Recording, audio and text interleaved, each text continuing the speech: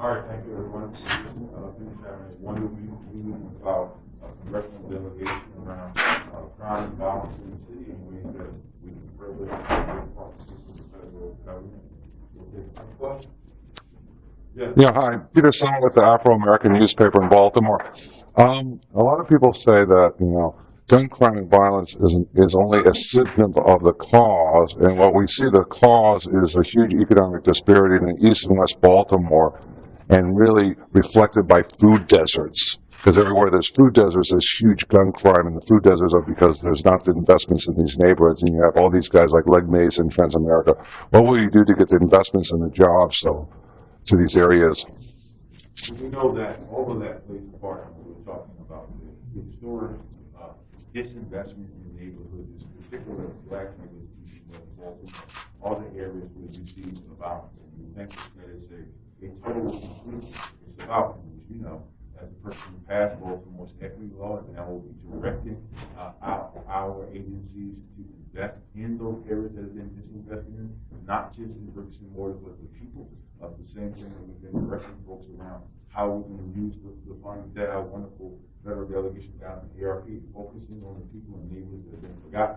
However, we will still and always will focus on people and hold people accountable who are committing acts of violence, who are trafficking weapons into the city, and hold those folks accountable. It's not doing either or, it's about doing both. Now, senators, or U.S. senators? First, let me just agree with the mayor. The violent crime issue in Baltimore needs to change. There's no simple answer to it.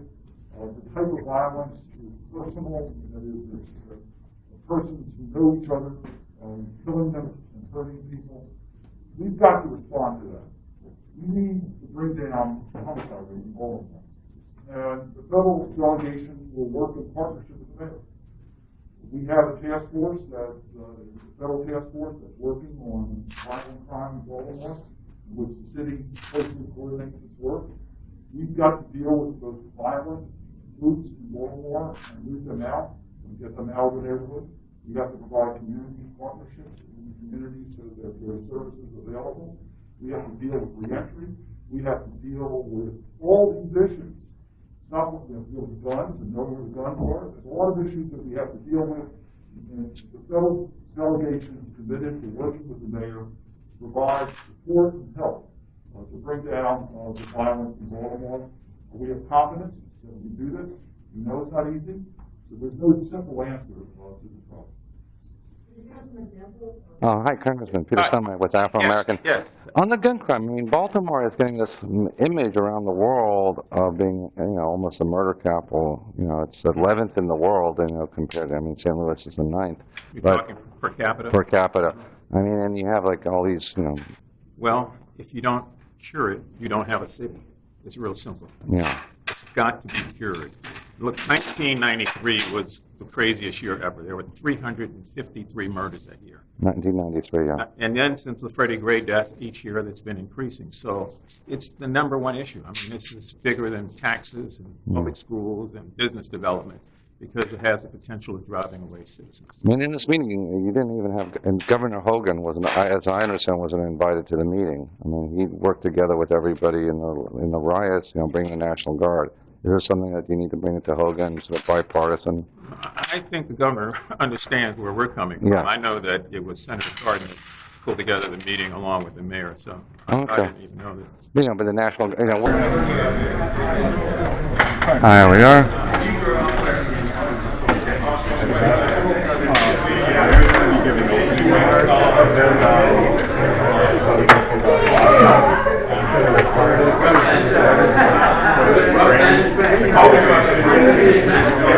go for about 6 minutes. We're going to ask you all to kind of step out just so we can have sort of their meeting and sort of dive into some more intricate details. But then, prior to this concluding, Sydney is going to lead you all to the ceremonial room over there, and then there'll be a press elevator. But just for your timing, we still need about 2 minutes. Then Hollen is about 2 minutes out.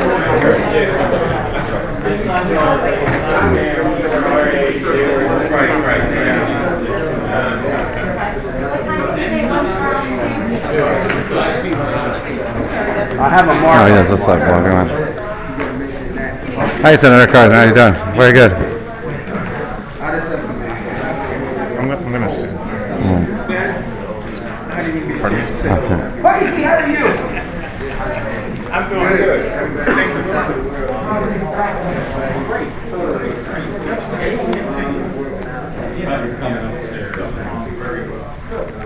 All right.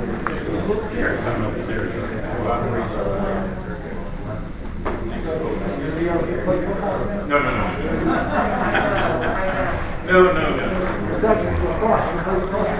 Yes, sir. I can't hear you, man. Conversation takes like the way to say for a long time. Sir? Yeah. Let you go on that side. All right. Sure. I'll just go. Thanks. Oh. Sorry.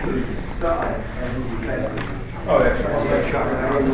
I'm just starting to roll on this thing, so if you guys want to roll it. Rosenstein. He's the guy who hired? Oh, really? Okay. There we go. Let me get him. And Cardin.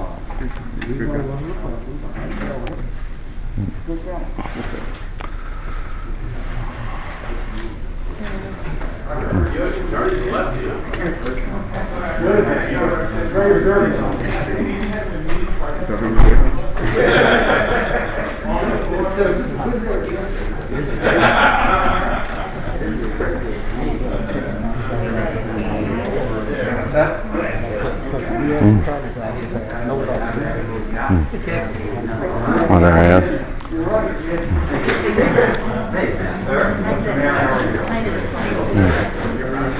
All right.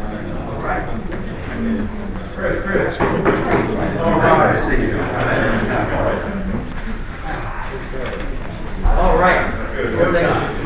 Thank you, everybody. Thank you for coming. Thank you, Senator Collins, for helping organizing this meeting for all the members of the delegation attended. We know how much and how essential your support is to, not even more important, to the city of Baltimore.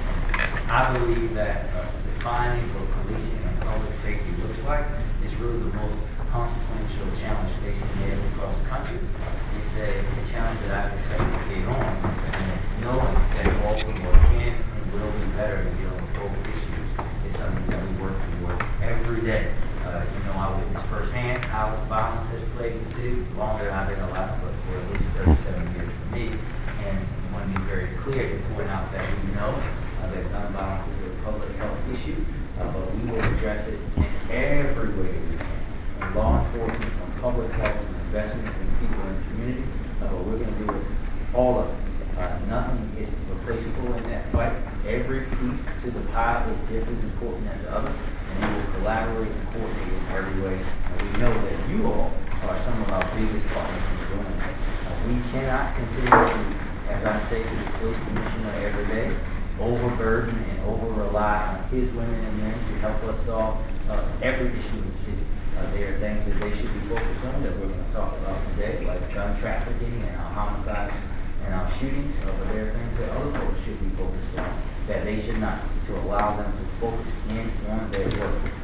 Tackling this persistent, Baltimore's most persistent issue requires a collaborative effort, data-driven approach, and it's each and every one of our responsibility to play our part in doing that. So I look forward to providing updates from us on what we've been working on and things that we've been working on together from on my team, and I'm excited to explore, as always, more ways that we can partner with the delegation, federal law enforcement agencies, our U.S. attorneys, who we already have a great working relationship with, to make Baltimore a safer place. I'll turn it over to the delegation chair for some opening remarks before we present some things to you guys. Well, Mayor Scott, first of all, thank you very much. When I requested that we have this meeting, we were extremely cooperative and excited about bringing us all together. And I thank you for that. As I understand, this is one of the very first meetings in person in City Hall. The first. The first, okay. I think that speaks to the importance of the subject, but also that we are getting back to a more normal way. We're not through COVID-19 yet, but we're certainly doing much better, and we look forward to the light at the end of the tunnel where we can have these types of in-person meetings, because we think it's very important that we are able to talk not through Zooms anymore, not through the internet, so that's a real plus. Certainly, this is one of our top priorities for our federal congressional delegation. We've had many discussions on how we can help Baltimore deal with the public safety issues. We've done that as a delegation. We've done that in our conversations with the Biden administration. Each member of this delegation has made the priority of Baltimore safety a key part of their work on their committees and their request for federal partnership through the appropriation process. And we'll have a chance to talk about that in today's discussion. Our strong desire is to help you bring down violence in Baltimore. We know it's not an easy situation, but the current level of violence is unacceptable, and we are committed to working with you to bring that down. I'm pleased that you mentioned John Lenzner, the acting U.S. Attorney. We've had discussions with him. We've had briefings in regards to the Organized Crime Drug Enforcement Task Force and its work here. So we have partnerships that we want to work together with you, and we have opportunities. As President Biden says, we have a once-in-a-generational opportunity to really build back better. Build back better means a safer Baltimore. And we're committed to using this opportunity to help you have the tools you need to make Baltimore a safer community for its citizens and for the guests that come into Baltimore. So I look forward to our discussion, and again, thank you for making these arrangements. Thank you. Real quick, before press leaves, Mr. Mayor, if you could folks just introduce themselves around the table just for so the folks out here know who you are. So. Chris Van Hollen, Senator from Maryland. Dutch Ruppersberger, Congressman from Maryland. Michael Harrison, Baltimore City Police Commissioner. Sonny Schnitzer, Deputy Mayor for Public Safety. Chris Shorter, City Administrator here in Baltimore City. Shante Jackson, Director of the Mayor's Office of Neighborhood Safety and Engagement. I'm John Lenzner. I'm the acting U.S. Attorney. One more time. John Lenzner, the acting U.S. Attorney. John Sarbanes, Congressman of Maryland's 3rd District. Kweisi Mfume, Congressman from Maryland's Fighting 7th District. Good to go.